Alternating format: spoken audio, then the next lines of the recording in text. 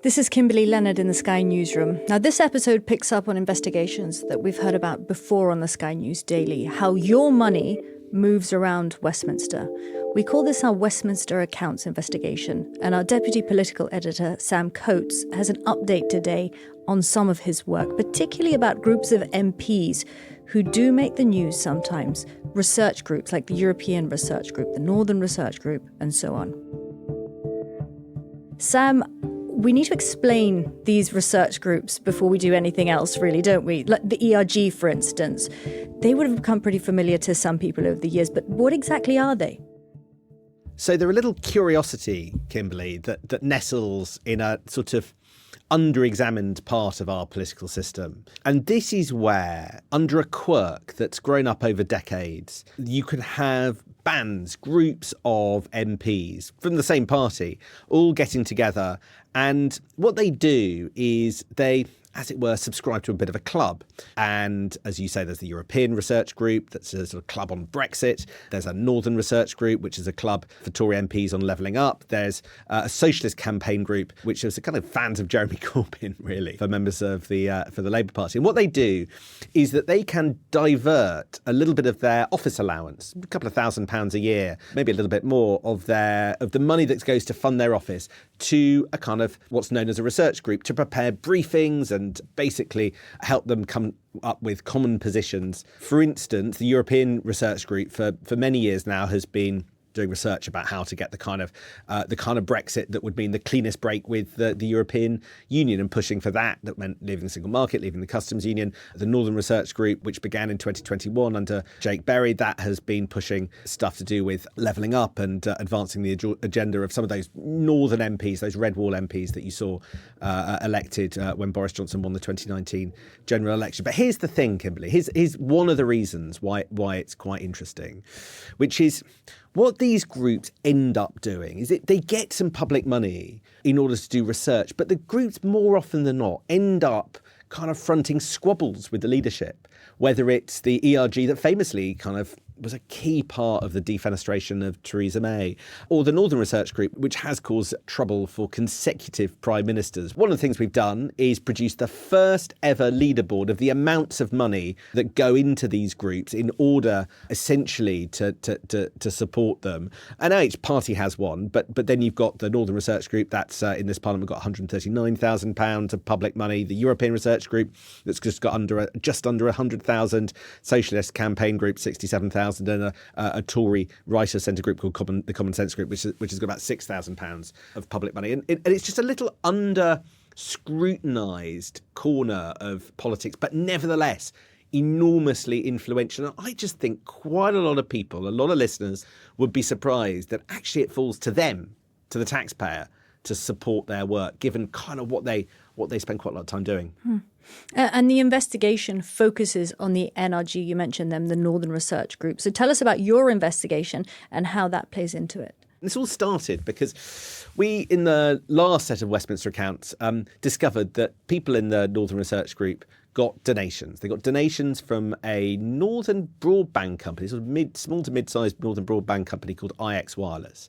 And basically, if you're in the NRG, you sort of got this donation of, a few £1,000s. And if you remember back to January, people who saw Westminster Accounts 1 back then, you'll have seen me trying to find out why this company was giving money.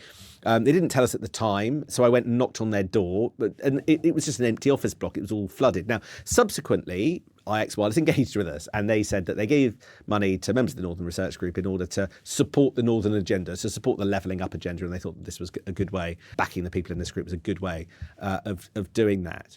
But after doing Westminster Accounts 1, I was told by a couple of Tory MPs that they were a bit nervous about joining up the Northern Research Group because there was this conundrum involving public money from, their office allowance and these donations. And I didn't really understand what they were talking about. So we got some of Sky's data people to look into it.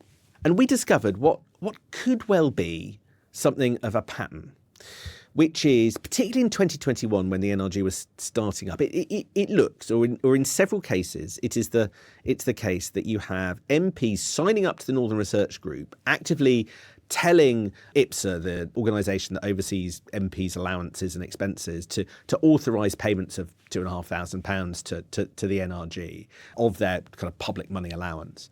And then 2 or 3 weeks later, or in some cases 2 or 3 days later, that MP would get £2,500 as a donation from IX Wireless.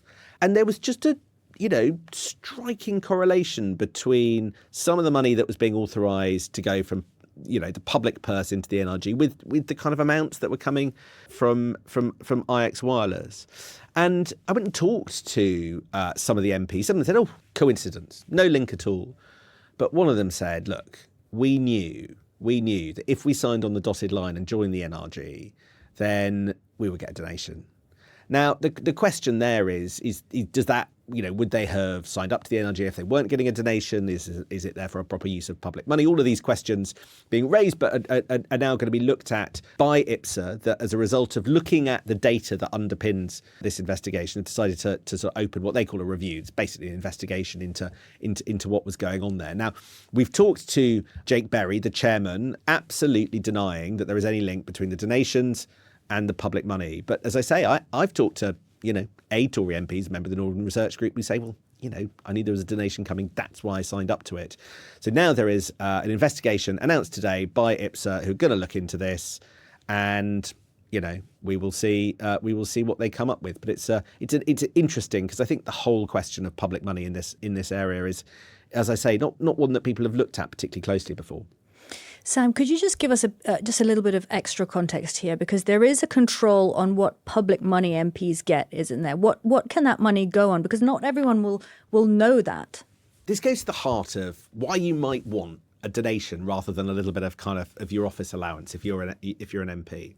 So MPs get paid just under £90,000, but they also have to do all sorts of other things. They've got to travel, they've got to run offices, they've got to employ staff, the staff have got to travel, all that kind of stuff.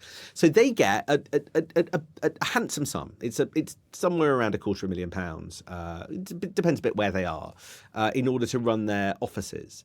And as part of that, they employ staff. Those staff can do party political things, but they can also basically tick the box, subscribe, as it were, to these groups of sort of party political workers doing research on individual subjects. And that's probably the most political thing that this money can be put towards. But essentially, where it's public money, it's not meant to be used for campaigning.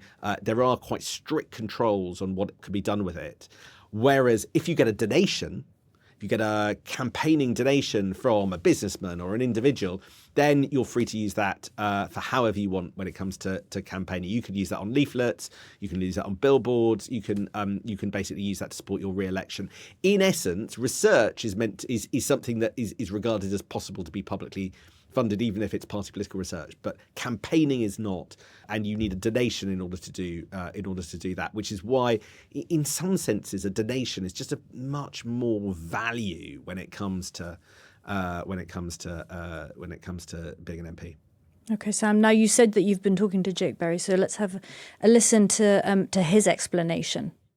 Do you have a list of the members of the NRG? Because I know you've tried to use these figures before to say there's something wrong. Look, I actually think you're doing a massive disservice at Sky, trashing northern businesses who want to support northern MPs. It is completely, I don't know whether you're alleging some sort of illegality or something wrong here. Let me answer your question. Yeah. It is completely wrong when businesses want to go out and support northern MPs who are transforming the business community for them, for those businesses then to be trashed in the media for doing something completely legal and straightforward. And I actually think if we want to live in a country where we celebrate business, trashing them for supporting political parties is a completely counterproductive thing to do.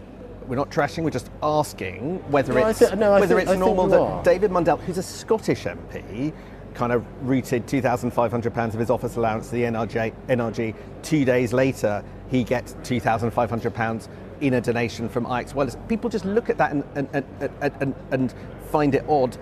Can you just explain what's going on there? Well, there's no, as I said, there is no connection between your membership and receiving political donations. Okay, Sam, so that was Jake Berry. What about those private donors? What have they said?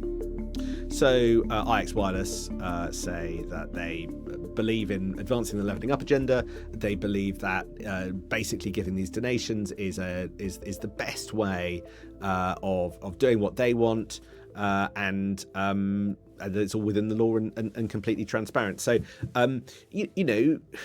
Jake Berry was making the argument that by focusing on the role of private donors, we were effectively trashing their reputation in the media. But I think just looking at what that money is doing, asking why it's going to places, and asking who the beneficiaries are and what kind of benefits they get, I think is a very valid exercise. Okay, Simon, you say there's an independent Parliamentary Standards Authority investigation. How will that play out? Right, so IPSA, which is both the body that hands out the money to MPs and also the watchdog, so it does the investigations if it thinks things are going wrong. Now, we shared with them the data underlying our investigation, and in response, they put out a, quite frankly, pretty punchy statement, slightly in Westminster jargon, so I'll read a bit and translate it for you.